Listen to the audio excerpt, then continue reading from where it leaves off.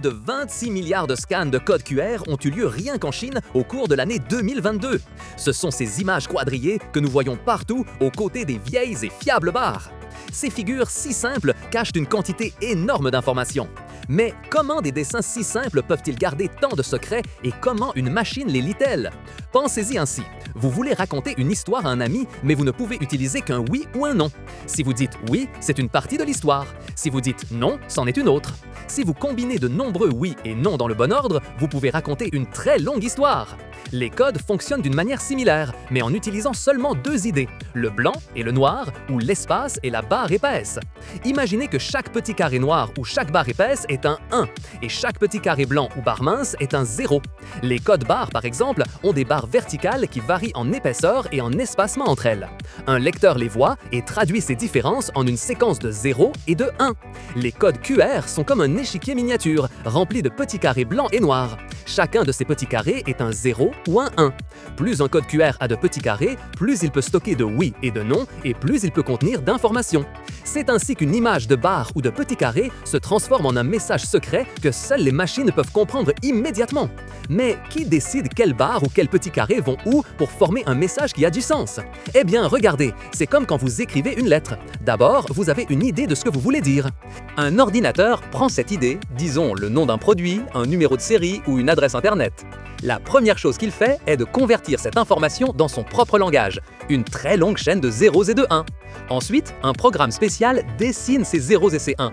Si c'est un code barre, le programme dit « ce 1 est une barre épaisse, ce 0 est une barre mince, cet autre 1 est une barre moyenne ». Pour les codes QR, c'est plus facile à imaginer. Chaque 0 devient un petit carré blanc et chaque 1 devient un petit carré noir. Dans ce dessin, le code barre a des parties spéciales.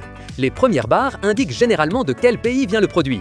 Les suivantes identifient l'entreprise et les dernières disent de quel produit il s'agit. C'est comme une carte d'identité pour chaque article dans un magasin. Les codes QR sont plus complexes. Ils ont des motifs dans les coins que le lecteur utilise pour savoir où le code commence et où il se termine. Ils ont également des zones spéciales pour l'information principale et d'autres pour corriger les erreurs. Cela signifie que si un code QR est un peu sale ou cassé, le lecteur peut quand même comprendre le message. C'est génial! Maintenant, la grande question. Comment un simple appareil, comme le lecteur de supermarché ou l'appareil photo de votre téléphone, parvient-il à lire ces dessins mystérieux? Imaginez que vous êtes dans une pièce sombre et que vous allumez une lampe de poche. Le lecteur de code fait quelque chose de similaire. Il émet une lumière qui est généralement rouge pour les codes barres et blanche pour les QR. Quand cette lumière frappe le code, quelque chose d'important se passe.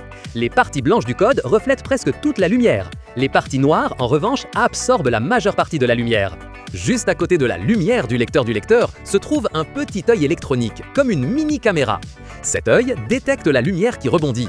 Il voit quelles zones sont très lumineuses et quelles zones sont plus sombres.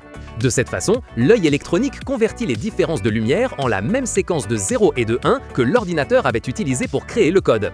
C'est comme s'il lisait une partition musicale, où chaque note est un 0 ou un 1. Une fois qu'il a cette séquence de 0 et de 1, il l'envoie à un petit ordinateur qui se trouve à l'intérieur du lecteur lui-même. Cet ordinateur a un cerveau programmé pour comprendre ce langage de 0 et de 1. Ce qu'il fait, c'est traduire cette longue séquence de 0 et de 1 en informations utiles pour nous, comme le prix d'un soda ou l'adresse d'une page web. Tout cela se passe en moins de temps qu'il n'en faut pour cligner des yeux, presque instantanément. C'est comme si le lecteur et le code parlaient dans un langage secret que seuls eux comprennent, pour ensuite vous donner la réponse dans votre langue. Et en parlant d'usage, où voyons-nous ces codes et pourquoi existe-t-il deux types s'ils font quelque chose de similaire? Les codes barres sont les champions des supermarchés et des magasins. Ils sont excellents pour identifier rapidement les produits, gérer les stocks et encaisser à la caisse. Ils stockent des informations simples comme le numéro d'un produit ou son prix. Ce sont comme une étiquette d'identification de base. Les codes QR, en revanche, peuvent stocker beaucoup plus d'informations. Ils peuvent contenir des adresses de pages internet, des numéros de téléphone, de longs messages ou même des menus complets de restaurants. C'est pourquoi vous les voyez davantage dans la publicité, sur les cartes de visite ou lorsque vous voulez payer avec votre téléphone.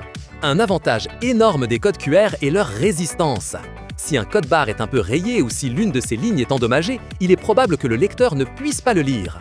Mais les codes QR ont cette capacité de correction d'erreurs dont nous avons parlé plus tôt.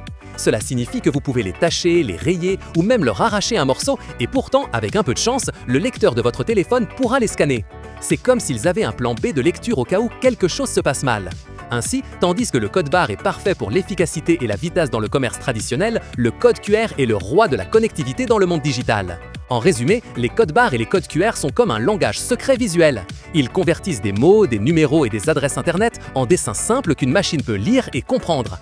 C'est une danse parfaite entre la lumière, les motifs et les chiffres qui nous fait gagner du temps dans les magasins, nous connecte aux pages internet et organise le monde.